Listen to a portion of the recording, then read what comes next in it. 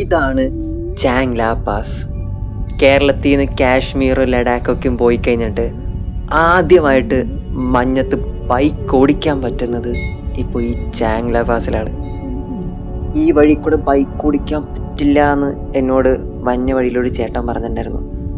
പക്ഷേ എന്നിട്ട് റിസ്ക് എടുത്തിട്ട് ലോകത്തിലെ 3ാമത്തെ ഹയസ്റ്റ് മോട്ടോർ പാസ്സായ ചാങ്ല പാസിലൂടെ ഞാൻ ബൈക്ക് ഓടിച്ച് പൊയ്ക്കൊണ്ടിരിക്കുകയാണ്. ഈ റോഡ് ബൈക്ക് പോകാൻ പറ്റാവുന്ന രീതിയിലുള്ളൊരു രീതിയിൽ സേഫേ അല്ല. കാരണം ബ്ലാക്ക് ഐസ് ഉണ്ട്.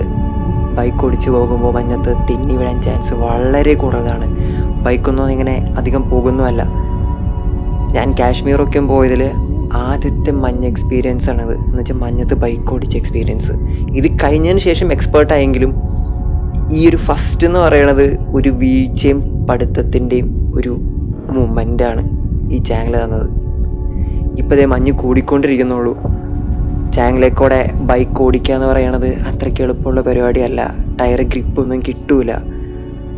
അങ്ങനെ കാറുകൾക്ക് പോലും ഗ്രിപ്പ് കിട്ടാതെ അവിടെ ട്രക്കിൻ്റെ ടയറുമേയും കാറിൻ്റെ ടയറുമേക്കും സ്നോ ചെയിൻ കെട്ടിക്കൊണ്ടിരിക്കുകയാണ്. അങ്ങനെ ഞാനും പതുക്കെ വണ്ടി ഒന്ന് ഒതുക്കി എൻ്റെ കയ്യിലുള്ള പട്ടിച്ചെങ്ങലയും വെച്ചിട്ട് സ്നോ ചെയിൻ കെട്ടാന്ന് വെച്ചു. കൈയൊക്കെ അങ്ങോട്ട് മരയിച്ച് ക്ഷീണിച്ച് കുറേ ദൂരത്തോളം ഓടിച്ചിട്ടാണ് ഇവിടം വരെ എത്തിയേക്കണേ. ഇനി എത്ര ദൂരം ഉണ്ടെന്ന് പോലും അറിയില്ല.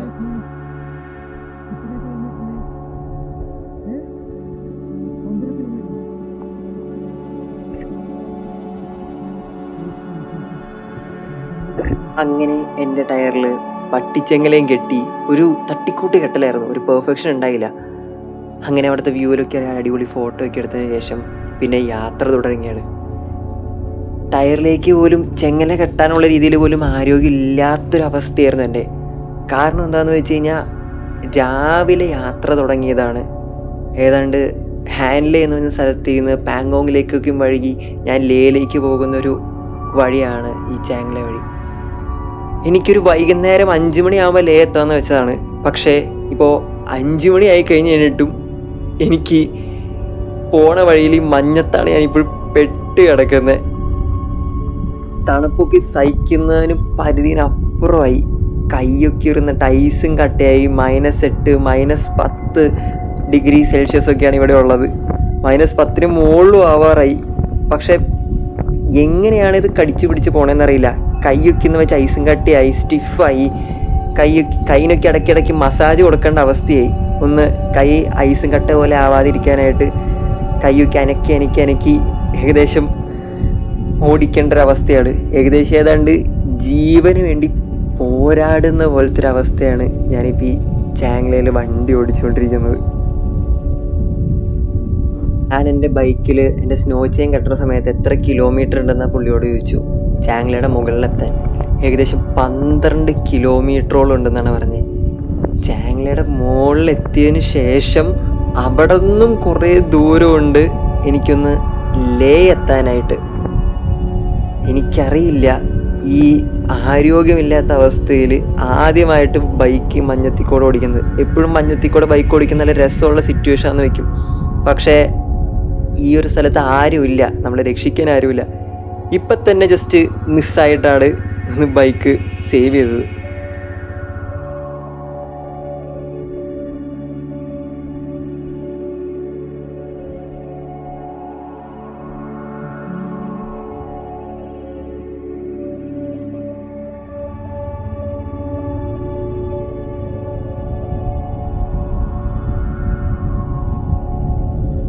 ആരോഗ്യമില്ലെന്ന് പറഞ്ഞത് എന്താണെന്ന് വെച്ചാൽ രാവിലെ വണ്ടി എടുത്തിറങ്ങിയതാണ്. -8 -10 ഡിഗ്രിയുള്ള ടെമ്പറേച്ചറിൽ കൂടെ പാങ്ങോങ്ങേക്കും കടന്നിട്ട് ഇപ്പോൾ അതിനേക്കാളും കൂടുതലുള്ള ടെമ്പറേച്ചർ കയറുകയാണ്. -12 -14 എന്ന ടെമ്പറേച്ചറാണ്. നമ്മളുടെ ബോഡിക്ക് വേണ്ടി പ്രൊട്ടക്ഷനായിട്ടെന്ന് പറയാനായിട്ട് ആകെ ഈ ഒരു ബ്ലാങ്കറ്റും കാര്യങ്ങളേ ഉള്ളൂ. പക്ഷെ അതിനേക്കാളും കൂടുതൽ തണുപ്പും ഇപ്പം നന്നായിട്ടുണ്ട്. അതുപോലെ തന്നെ ഫുഡും കഴിക്കാതെ ആരോഗ്യം നോക്കാൻ പറ്റാത്ത രീതിയിൽ എങ്ങനെയെങ്കിലും ഇവിടെ നിന്ന് രക്ഷപ്പെട്ടാൽ മതി എന്നുള്ളൊരവസ്ഥയിലാണ് പോയിക്കൊണ്ടിരിക്കുന്നത്. അങ്ങനെ ഈ ഒരു റോഡിൽ ഇതുവരെയായിട്ടും ഒരു ബൈക്കിനെ പോലും കണ്ടിട്ടില്ല. കാരണം ഓൾറെഡി അപ്പുറത്തുനിന്ന് ഇപ്പുറത്തുനിന്ന് നോക്കിയും അവർ പറഞ്ഞു ബൈക്ക് വഴി കൂടെ പോയി കഴിഞ്ഞാൽ തെന്നടിച്ച് വീഴുമെന്ന്.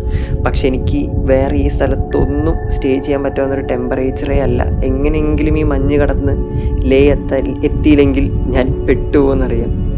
അങ്ങനെ വണ്ടി ഓടിച്ച് അങ്ങനെ ഒരു കുഞ്ഞൊരു ആർമി ബേസൊക്കെയാണ് അവിടെ കിടക്കുന്നത്. അവിടെയും കുറേ കാറുകൾ വണ്ടിക്ക് നിർത്തി കഷ്ടപ്പെട്ട് ടയറുമോ സ്നോ ചെയിൻ കെട്ടിക്കൊണ്ടിരിക്കുകയാണ്. ഈ ചാങ്ല മൊത്തം സ്ഥലവും മെയിൻറ്റെയിൻ ചെയ്തേക്കുന്നത് ഇന്ത്യൻ ആർമിയാണ്. ഈ ഒരു സ്ഥലം മൊത്തം ഇന്ത്യൻ ആർമിയുടെ കൺട്രോളും പ്രൊട്ടക്ഷനുമാണ്. അതുപോലെ തന്നെ ഇപ്പോൾ ഈ വിൻ്റർ ടൈമിൽ ഞാൻ വണ്ടി ഓടിച്ചുകൊണ്ടിരിക്കുന്ന ടൈമിൽ അതുപോലെ ഡേഞ്ചറസ്റ്റ് വഴിയാണ്. ബൈക്ക് ഓടിച്ചു കഴിഞ്ഞ് കഴിഞ്ഞാൽ പോലും ഇപ്പോൾ അറിയാതെ പോലും ബ്രേക്ക് പിടിക്കരുത് എന്നുള്ള ഒരു വളരെ ഇമ്പോർട്ടൻ്റ് ആയിട്ടുള്ള കാര്യമാണ്. ചിലപ്പോൾ പിടിച്ചു പോയി കഴിഞ്ഞാൽ തെന്നിയടിച്ച് വീഴും. ഇവിടുത്തെ വീഴ്ചകളിൽ നിന്നാണ് ഞാൻ പഠിച്ച് ഇത് കഴിഞ്ഞിട്ടുള്ള കാർദുങ്കലയും ഇതിനേക്കാളും മഞ്ഞുള്ള കുറേ വഴിയൊക്കെ ഞാൻ പോയത്. പക്ഷേ ആദ്യത്തെ എക്സ്പീരിയൻസ് എപ്പോഴും ഒരു പാഠമാണല്ലോ. ചെറുതായിട്ട് കൺട്രോൾ പോകണ്ടെന്ന് അറിയുമ്പോൾ തന്നെ വണ്ടി ഒന്ന് നിർത്തിയതാണ്. പക്ഷെ ആ നിർത്താൻ വേണ്ടി ബ്രേക്ക് പിടിച്ചത് പോലും ഒരു വീഴ്ചയ്ക്ക് കാരണമായി. ഈ വീണ സമയത്ത് പോലും ബൈക്ക് പൊക്കാനുള്ള രീതിയിൽ പോലും ശേഷിയില്ലാത്തൊരവസ്ഥയായിരുന്നു. ബാക്കിയുള്ള സ്ഥലത്തൊക്കെ ഇരുന്നിട്ട് വീണിട്ടെങ്കിലും ഇത് കഴിഞ്ഞിട്ടുള്ള കാർദുങ്കലയിൽ വരെ ഇതിനേക്കാളും കഷ്ടമുള്ള മഞ്ഞത്ത് പോലും വീണെങ്കിലും ഇതെന്ന് വെച്ച് കഴിഞ്ഞാൽ ഒന്നും കഴിക്കാതെ എല്ലാ രീതിയിൽ ചത്തിരിക്കുന്ന സമയത്തുള്ളൊരു വീഴ്ചയാണ്. ഒട്ടും ആരോഗ്യമില്ലാത്തൊരു സമയം.